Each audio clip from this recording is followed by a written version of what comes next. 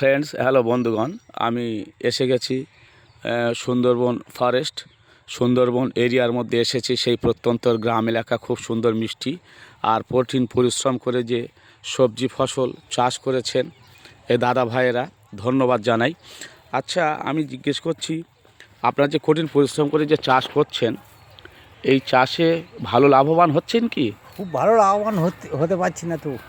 আচ্ছা, সরকার থেকে কোনো অনুদান পাচ্ছেন কি? না, পাচ্ছেন না। না। আচ্ছা, এখন যে দুর্মূল্যের যে বাজার, সেই হিসাবে বাজার চাষ চলছে, করে কোনো জিনিসপত্র লাভ- সর্ব জিনিসের দাম বেড়ে গেছে, তাতে কি চাষ করে মজা হচ্ছে কি? না, সেভাবে মজা হচ্ছে না। সব জিনিসটা এর দাম কম তো, এ তো সবজির দাম কম। সবজির দাম কম, সবজির দাম কম, মানে বেঁচে থাকা খুব মুশকিল। বেঁচে থাকা এ তো কুপিয়ে কুপিয়ে ফেলে দিতে হচ্ছে সব। জীবনের সাথে খুব লড়াই করতে হচ্ছে। হ্যাঁ, অবশ্যই তো। আচ্ছা আচ্ছা, সার খোলের দাম খুব বেড়ে গেছে না? প্রচুর বাড়তি। মানে কোনো রকম ভাবে বেঁচে থাকার জন্য কোনোরকম বেঁচে থাকার জন্য এসব করা। এই যে হাটে যাবো, হয়তো 200 হবে, এই নিয়ে চলতে হবে। খুব কঠিন পরিশ্রম খুব করে। কঠিন পরিশ্রম করে এইসব হচ্ছে, কিন্তু লাভবান হওয়া যায় না তো। হ্যাঁ, লাভবান হওয়া যায় না তো।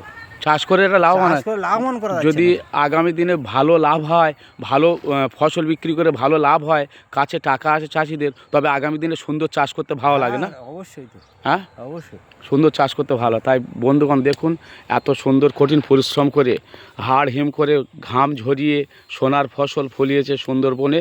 এই ফসল ফলিয়ে দাম ঠিক মতো পাচ্ছে না, তাই এক একটা সবজি দেখাচ্ছি। The green vegetable garden, international famous. আর ফ্রুটস, দ্য টেস্টি ফ্রুটস, খুব সুন্দর, এত সুন্দর পরিবেশ। হ্যাঁ, বর্দার উঠবে।